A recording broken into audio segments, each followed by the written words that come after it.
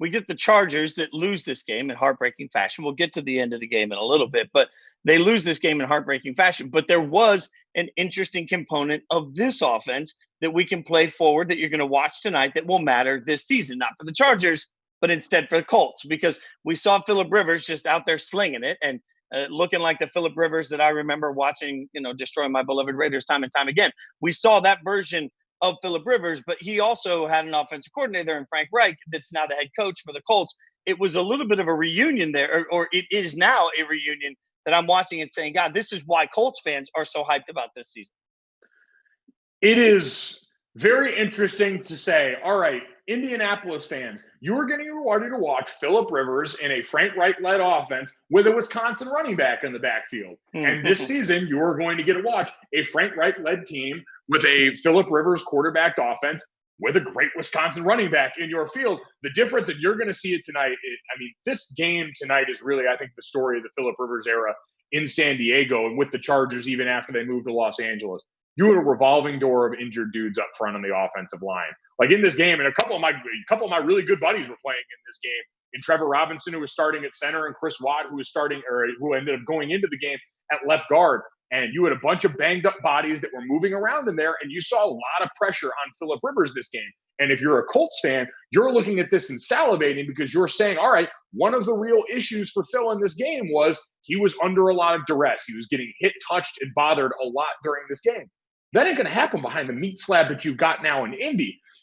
The biggest difference is you also don't have Antonio Gates with the relationship that he had with Phillip Rivers, who came back in this game after that suspension. And you damn sure don't have anyone that resembles Keenan Allen and what he's able to bring to your offense. So those are the questions I have is how does this offense morph with the differences you've got? A really strong unit up front, which Phil and Frank never had in San Diego with the Chargers, but now you've got there, maybe still waiting to see which of your receiving weapons finally takes the step forward outside of T.Y. Hilton, who when healthy is certainly one of the best in this league, but that has been an issue as of late, which quite frankly, it's been for Keenan Allen too, so maybe there is some parallel there. Well, I'm trying to figure out what version of Phillip Rivers we're going to get to, because to your point, yes, he doesn't have the weapons. He won't have the weapons to a certain degree, but he also just had a different spin. I mean, I know that's such a cliche thing that we say when we talk about the draft.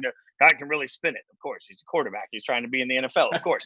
But there is a level of his ability to make any throw from anywhere when it looked like he was about to get creamed. I mean, I think there was an explosiveness to the way he threw the ball that I don't see as much now. So, I mean, I wonder when I look back at that, I keep looking at that version of Phillip Rivers saying, my God, I understand that version. I've said it before. Like last year, I feel like there was a gunslinger mentality, but his gun wasn't loaded. Like he just wasn't able to make the throws the same way. Now, maybe that's because he was under a different level of duress. His weapons last year were injured and everything sort of fell apart around him. But I'm not 100% confident looking at Phillip Rivers with the Colts saying that we're going to get anything close to the Phillip Rivers we're going to see tonight in this Monday Night Football game.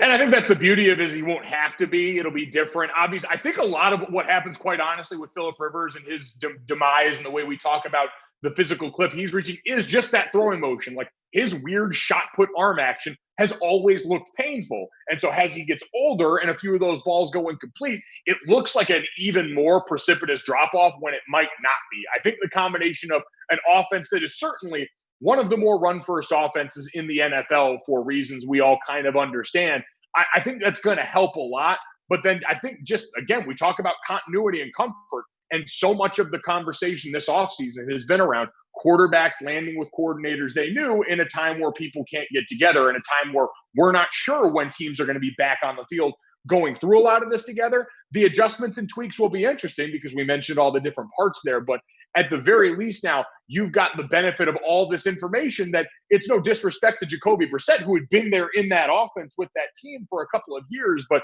you've got a relationship that goes back a little bit further and a guy who's certainly on the top end. Phillip Rivers has been a much better quarterback than anything we've seen from Jacoby Brissett thus far. No doubt. And I think it's also fair. I'm going to use a term that has a negative connotation, and I don't mean it negatively. I think that Phillip Rivers can go to Indianapolis and actually be a game manager in the best sense of the word. And by that, I just mean getting them into the right place, getting them into the right process. And you talk about Marlon Mack and you talk about Jonathan Taylor being there. They're going to be able to run the ball at will behind that offensive line, however they want, whenever they want. in an AFC South where I think that's going to be one of the more interesting divisions to watch this year. There are several teams, obviously, not just them, but also the Titans, that are able to run the football, and they are teams that play explosive defensively. So I look at that division as being a little bit of that smash mouth, like, we're going to run the football and we're going to kick your butt. We're going to kick the snot out of you. The Colts, I think, are transitioning into that sort of a feel to me far more than what we think of for the Colts, which has been for years Peyton Manning, Andrew Luck. This version of Phillip Rivers is going to be able to put them into the right play, the right time, and he'll still be able to take his shots and be far more than what we consider a game manager. But I think if he goes in and effectively manages the game, their ability to run the ball and protect him as a quarterback is going to make them a dangerous team. The interesting comp for them would be something like the 2019 Titans offense that was more pass first than it got credit for, that took a lot of deep play action shots, even in the playoff run where Derrick Henry was the story and the hero down the stretch of the season. And I heard from Dan Orlovsky and a number of others, like, go back and look at the amount of play action shots they were taking early that kind of got people on their heels with a lot of this, and what they were able to do with that. Because what you've got to overcome with Phillip Rivers is the recent history of monstrous turnover seasons. If it were not for Jameis Winston and the historic 30-30 season that he just put up, we'd be talking about Phillip Rivers as one of the more bigger liabilities in the league when it comes to giving the football away. Going over it, and you look back at situationally, a lot of it was the classic Phillip Rivers, down in the fourth quarter with X amount of time to go in the length of the field, that Phillip Rivers always managed to run into 60 Minutes on CBS. It was an amazing anomaly that always popped up. But situationally, they were behind a lot. They were in a lot of these tight games, and Phillip Rivers has never been a guy scared of taking chances. Can Indianapolis and this style of play get out to leads the way Tennessee did, find a way to play that brand of ball that doesn't force Phillip Rivers into spots where he does a thing he's been more adept at lately, which is giving the ball to the other team? Thanks for watching ESPN on YouTube. For live streaming sports and premium content, subscribe to ESPN+.